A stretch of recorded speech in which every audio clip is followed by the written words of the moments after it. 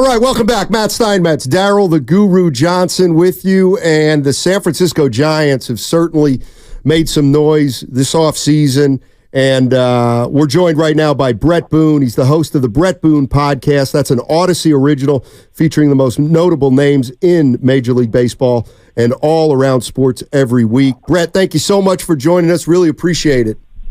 You got it, guys. Hey, let me just start with this. Over the last few years, the Giants have had a reputation of not being able to land a big boy in free agency. Can one-off season like this change that reputation and perception around the league with fans and maybe more importantly with players? I think so, but they've got a pretty good reputation winning those 3 World Series not too long ago, 10 years ago. But I think the Snell obviously is big news today coming out. But to be honest with you, I started looking at the Giants in this offseason, and you've been paying attention. A lot of people have been paying attention to the Dodgers because of the big signings they made. The Giants have just very sneakily had a great offseason. I'm just going over their roster now, and you have the constant Webb at the top of that rotation. You had a Snell, you had a Robbie Ray, who a few years ago won a Cy Young coming off Tommy John. Jordan Hicks. Chapman really shores up that defense. Lee coming over, the biggest signing ever from Korea, and Soler, who's coming off 36 homers. Bob Melvin's coming from San Diego to the Bay Area. I think San Francisco Giants fans have a lot to be excited about, and it's going to be they've made that division really interesting now. Bret, I agree with you. And the one thing I've learned, and I tell my partner this all the time, is I know how to apologize. And I went in on Farhan because he couldn't land a big free agent. But I'm excited. It sounds like you are. Let me ask you this: with all these moves, can the Giants be the second best team or compete with the Dodgers to be the best team in the NL West? Well, I think if you look at the Dodgers on paper, obviously they're a super team. With the Ohtani signing, they got Mookie Betts, Freddie Freeman. You got Muncy, who's going to hit 35 homers. A great underrated catcher in Will Smith. The young kid Lux and Taylor and Kiki Hernandez are their extra players who are really good. The key for the Dodgers, though, and that's not even getting into the starting rotation. The key for me to the Dodgers is Walker Buehler going to be healthy and the pitcher we're used to Walker Buehler being? If he is, I think the Dodgers are the best team in the division. Kershaw at the bottom of the rotation. Who thought you'd ever say that? But this Yamamoto kid, he's still got to prove himself. I'm sure they don't just give $300 million to people they're not sure of, but he hasn't done it at the big league level. Glasnow, in my opinion, definitely a number 1 top of the rotation type guy, but he's been injury prone. So these guys got to be healthy. I think the Giants, if everything goes perfect and they stay healthy with the talent they have, they can contend for the division. I think the Dodgers have so much pressure on them with all the money they're spending, all the big free agents. Like I said, in camp right now, it's probably it's like a super team walking around. There's a lot of pressure, and it's anything but win the division handily and win the World Series. Sometimes when you put a group of players in that category, it's not as easy as you'd think it would be. So I think the Giants, with this roster that I'm talking about right now, can definitely contend for that division. If they don't win the division, definitely have a chance to be a playoff team. Bret Boone joining us on 95.7 The Game. He's an Odyssey MLB insider, played 15 years in the majors, and we're talking Giants baseball. The Giants moved on from Gabe Kapler, and he had a way of managing under Farhan Zaidi that some say may not have been overly attractive to a free agent who might want to play every day. Do you look at Matt Chapman, who played for Bob Melvin in Oakland, and Blake Snell, who played for him in San Diego, and say, you know what, he might have been a big reason why they got each of those guys? Without a doubt. I played for Bob back in the day. I was Bob Melvin's rookie year was 2003 with the Mariners, and I was with the Mariners at the time. So I played under Bob. I know the type of guy he is, the calming presence that he brings to a locker room. I think without a doubt, them being able to land a Chapman and a Blake Snell at the last minute, I think definitely Bob Melvin had a lot to do with that. So kudos to them for having that to attract what they have.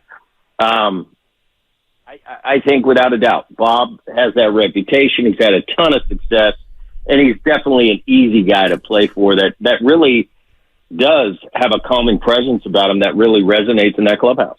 Brett, I kind of want to piggyback off of that comment right there, because when you look at the NBA and the NFL, that they don't play 162 games. And Gabe Kapler, at his heights as a Giant manager, the team won 107. He's no longer here. It didn't work out. My question to you is, you played this game, you've been around it. How hard is it to be a major league manager, to manage these personalities over 162 games?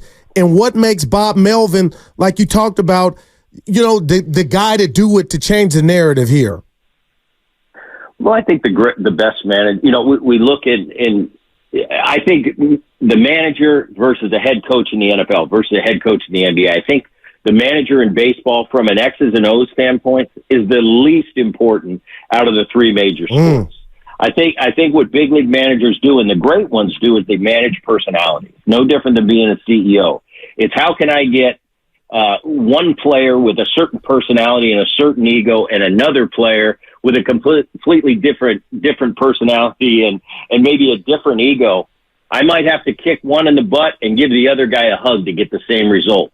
I think it's the best people, the best managing of people, managers that I've played for are the best. And obviously there's other things come into the fold when it comes to being a great manager. The great managers I played for had a great gut, didn't necessarily just follow the data point by point. When it was crunch time and it was a really big time in a game, they make a gut decision. Usually the great ones have a great gut. So I just think Melvin has that personality that guys like to come to the ballpark and play for. It's not going to be a high profile. There's not going to be a lot of things with Bob Melvin's personality that people can't get along with.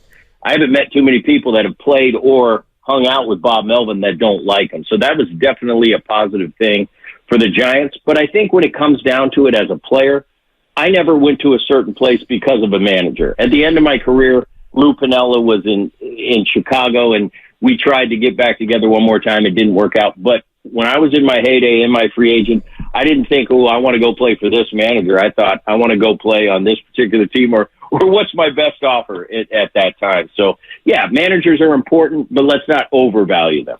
Brett Boone joining us on 95.7 The Game. He's an Odyssey MLB insider for us.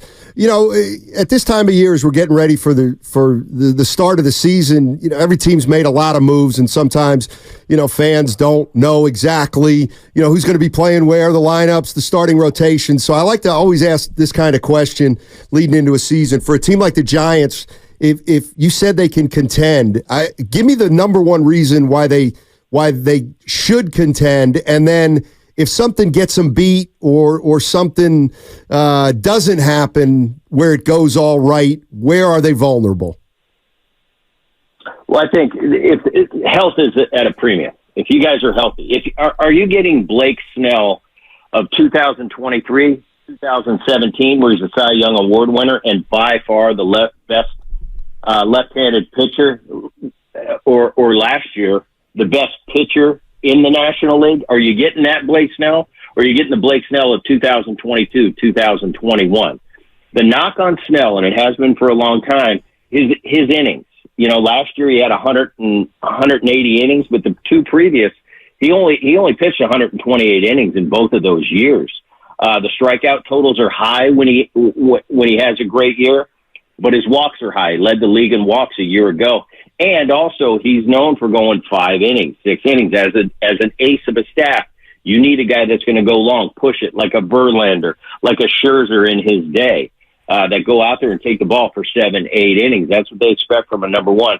But I do think the positives about this Giants, and the reason they're going to be successful, is Snell, Webb at the top of that rotation. That's as good a 1-2 as there is, not only in that division, but I think in the game. So that's going to be crucial. It'll be interesting to see what Jordan Hicks does and Robbie Ray coming off Tommy John surgery. But I think as far as the position players, they've really shored it up. Chapman's really going to shore up that defense for them. It's going to be really interesting to see how this Lee kid plays. getting over $100 million. Nobody from Korea has ever got that much money. So I haven't seen him play yet. I think from what I hear and see, I think he's having a pretty good spring. That can be interesting. And you're going to bring a Soler into the game who's going to hit you 30-plus homers. All of them have to be healthy. But I think it's going to be a great division with all the emphasis on the Dodgers and that super team. The Giants can kind of just play their game and survive up there in the Bay Area. I always have thought about that ballpark in San Francisco. It's definitely a home field advantage. Hitters especially don't really like playing there, and left-handed hitters. You got a huge right field, huge right center field.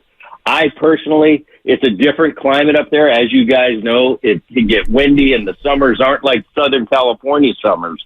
So I think it can really be a home field advantage being up there in the Bay Area. I look for nothing but great. I think it's going to be a great division.